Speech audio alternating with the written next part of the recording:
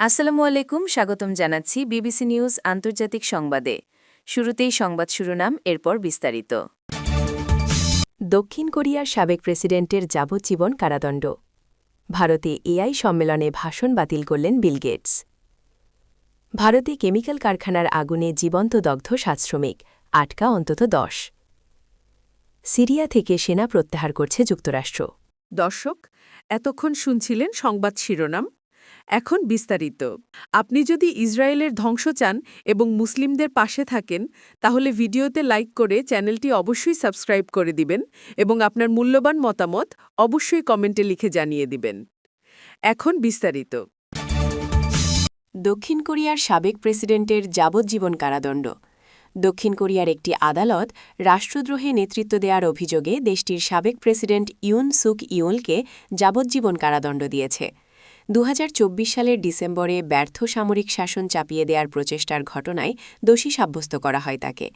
বৃহস্পতিবার বিবিসির এক প্রতিবেদনে এ তথ্য জানানো হয়। ইউন সুক ইয়লের প্রতিরক্ষা মন্ত্রী কিম ইয়ং হিউনকেও দোষী সাব্যস্ত করা হয়েছে এবং তাকে ৩০ বছরের কারাদণ্ডের মুখোমুখি হতে হবে।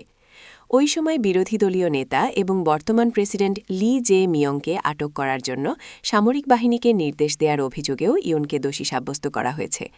এছাড়া সাবেক গোয়েন্দা প্রধান রো সাং উনকে ১৮ বছরের কারাদণ্ড, সাবেক পুলিশ প্রধান চো জি হোকে ১২ বছরের কারাদণ্ড এবং সিওর মেট্রোপলিটন পুলিশের সাবেক প্রধান কিম বং সিককে ১০ বছরের এবং ন্যাশনাল অ্যাসেম্বলি পুলিশ গার্ডের সাবেক প্রধান মোক হিউন তাইকে ৩ বছরের কারাদণ্ড দেওয়া হয়েছে। ভারতে এআই সম্মেলনে ভাষণ বাতিল করলেন বিল গেটস। ভারতে অনুষ্ঠিত একটি গুরুত্বপূর্ণ কৃত্রিম বুদ্ধিমত্তা এআই সম্মেলনে বৃহস্পতিবারের নির্ধারিত ভাষণ বাতিল করেছেন মাইক্রোসফটের প্রতিষ্ঠাতা বিল গেটস। অ্যাপস্টাইন ফাইলে তার নাম আসার পর গেটস ফাউন্ডেশনের পক্ষ থেকে এ তথ্য জানানো হয়। ফাউন্ডেশন এক বিবৃতিতে বলেছে, সব দিক বিবেচনা করে এবং এআই সম্মেলনের মূল অগ্রাধিকারগুলোতে ফোকাস নিশ্চিত করতে বিল গেটস সম্মেলনে মূল বক্তব্য দেবেন না। তবে ভারতের স্বাস্থ্য ও উন্নয়ন লক্ষ্যমাত্রা অর্জনে গেটস ফাউন্ডেশন আগের মতোই প্রতিশ্রুতিবদ্ধ থাকবে বলেও জানানো হয়। বৃহস্পতিবার নয়াদিল্লিতে অনুষ্ঠিত এআই ইম্প্যাক্ট সামিটে ভারতের প্রধানমন্ত্রী নরেন্দ্র মোদী এবং বিভিন্ন প্রযুক্তি প্রতিষ্ঠানের প্রধান নির্বাহীরা কৃত্রিম বুদ্ধিমত্তার সুযোগ ও ঝুঁকি নিয়ে আলোচনা করবেন। গেটস ফাউন্ডেশন জানিয়েছে, বিল গেটসের পরিবর্তে তাদের আফ্রিকা ও ভারত কার্যালয়ের প্রেসিডেন্ট সেখানে বক্তব্য দেবেন। ভারতে কেমিক্যাল কারখানায় আগুনে জীবন্ত দগ্ধ ৭ শ্রমিক, আটকা অন্তত ১০। ভারতের রাজস্থানে একটি রাসায়নিক কারখানায় বিধ্বংসী অগ্নিকাণ্ডে জীবন্ত দগ্ধ হয়ে কমপক্ষে ৭ শ্রমিকের মৃত্যু হয়েছে। এছাড়া সেখানে অন্তত ১০ জন শ্রমিকের আটকে থাকার আশঙ্কা রয়েছে।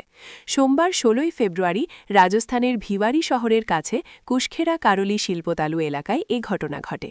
বেসরকারি বার্তা সংস্থা আইএএনএস সূত্রে এনডিটিভি জানিয়েছে, সকাল 10:30টায় অগ্নিকাণ্ড ঘটে।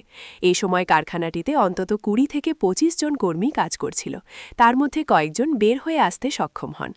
এছাড়া হিন্দুস্তান টাইমসের খবরে বলা হয়েছে, অতিরিক্ত জেলা প্রশাসক সুমিতা মিশ্র সংবাদ মাধ্যমকে জানিয়েছেন, মুহূর্তের মধ্যেই আগুন কারখানার চারদিকে ছড়িয়ে পড়ে। ঘটনাস্থলে ফায়ার সার্ভিসের ৬টি ইঞ্জিন পৌঁছে আগুন নিয়ন্ত্রণে আনার চেষ্টা চালায়। প্রায় ১.৫ ঘণ্টার চেষ্টার পর আগুন আংশিকভাবে নিয়ন্ত্রণে এলেও ততক্ষণে ৭ জন শ্রমিক আগুনে পুড়ে প্রাণ হারান। সূত্রের খবর, G118 নম্বর প্লটের ওই কারখানাটি কয়েক মাস ধরে বন্ধ ছিল। সেখানে প্রচুর পরিমাণে কার্ডবোর্ড ও দাহ্য রাসায়নিক মজুদ ছিল, যার কারণে আগুন দ্রুত ছড়িয়ে পড়ে। পুলিশ জানিয়েছে, ওই কারখানায় রাসায়নিক পদার্থের পাশাপাশি আতশবাজি তৈরির কাজও চলছে। সিরিয়া থেকে সেনা প্রত্যাহার করছে যুক্তরাষ্ট্র। যুক্তরাষ্ট্র আগামী কয়েক মাসের মধ্যে সিরিয়া থেকে তাদের অবশিষ্ট বাহিনীর বড় অংশ প্রত্যাহারের প্রস্তুতি নিচ্ছে বলে জানিয়েছেন হোয়াইট হাউসের একজন জ্যেষ্ঠ কর্মকর্তা। ওই কর্মকর্তা বলেন, সিরিয়ার ভেতরে সন্ত্রাসবিরোধী লড়াইয়ের নেতৃত্ব এখন দেশটির সরকারই দেবে এবং বৃহৎ পরিসরে মার্কিন সামরিক উপস্থিতির আর প্রয়োজন নেই।